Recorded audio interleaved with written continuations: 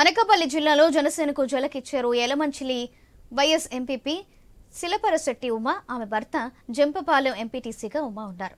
ఈ నెల 8న యలమంచిలి ఎమ్మెల్యే సుందరపు విజయ్ కుమార్ ఆధ్వర్యంలో జనసేనలో చేరారు. విశాఖ స్థానిక సంస్థల ఎమ్మెల్సీ ఉప ఎన్నిక సందర్భంగా ఆపరేషన్ ఆకర్షణలో భాగంగా ఆమెను చేర్చుకున్నారు జనసేన నేతలు. అయితే ఎమ్మెల్సీ ఎన్నికల్లో కూటమి నుంచి ఎవరూ పోటీ చేయకపోవడంతో ఉమా, ఆమె భర్త ఇద్దరూ వైసీపీలోకి రీ ఎంట్రీ ఇచ్చారు. తాజాగా తాడేపల్లిలోని వైసీపీ అధినేత జగన్ ను కలిసి పార్టీలో తిరిగి చేరిపోయారు ఈ దంపతులు.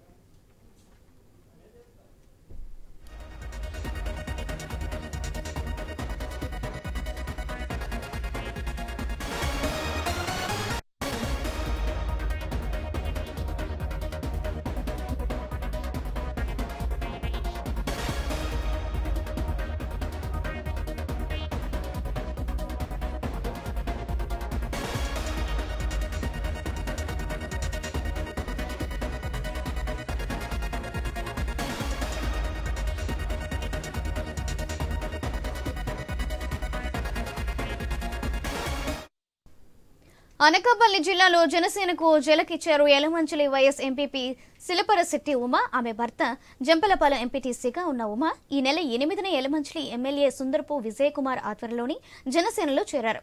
విశాఖ స్థానిక సంస్థల ఎమ్మెల్సీ ఉప ఎన్నిక సందర్భంగా ఆపరేషన్ ఆకర్షణలో భాగంగా ఆమెను చేర్చుకున్నారు జనసేన నేతలు. అయితే ఎమ్మెల్సీ ఎన్నికల్లో కూటమి నుంచి ఎవరూ పోటీ చేయకపోవడంతో ఉమా, ఆమె భర్త ఇద్దరూ వైసీపీలోకి రీ ఎంట్రీ ఇచ్చారు. తాజాగా తాడేపల్లిలోని వైసీపీ అధినేత జగన్ ను కలిసి పార్టీలో తిరిగి చేరిపోయారు ఈ ఇద్దరు దంపతులు. ఈ విషయానికి సంబంధించి మరింత సమాచారం మా డిప్యూటీ ఇన్పుట్ ఎడిటర్ వాసు అందిస్తారు. వాసు,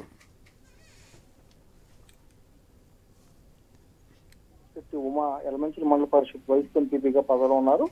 ఈ నెల 8వ తేదీన ఉమను మంగళగిరి జనసేన కేంద్రంలో ఎమ్మెల్యే సుందరపు విజయ్ కుమార్, యలమంచిలి ఎమ్మెల్యే సుందరపు విజయ్ కుమార్ మరి కొంత జనసేన నాయకులు అయితే పార్టీలు చేస్తున్నారు.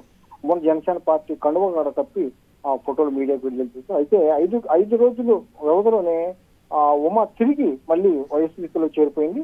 ఆమె బుధవారం తాడేపల్లిలోని వైఎస్ జగన్ తో కలిసి మళ్ళీ పార్టీలోకి వస్తున్నారు కూడా ఆయన భర్త కలిసి చెప్పడం జరిగింది.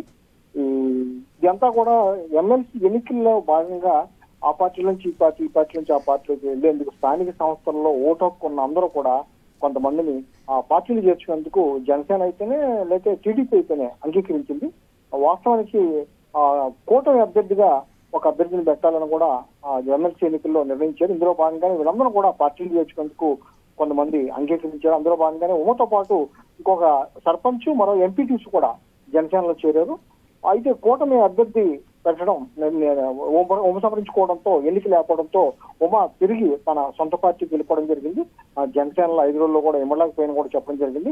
సాక్షాత్తు జగన్ జరిగిన సమావేశంలో పాల్గొని జనసేన నుంచి తిరిగి వచ్చానని కూడా వెల్లడించడం జరిగింది.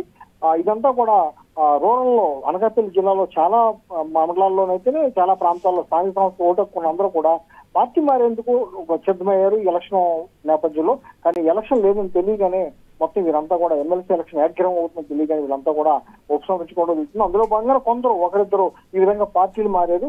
మళ్ళీ అక్కడ కొనసాగలేక తిరిగి తమ పార్టీలు కూడా వెళ్ళిపోయే పరిస్థితి కనిపిస్తుంది. ఇదంతా పార్టీల కొంత గందరగోళం కూడా ఏర్పడుతుంది.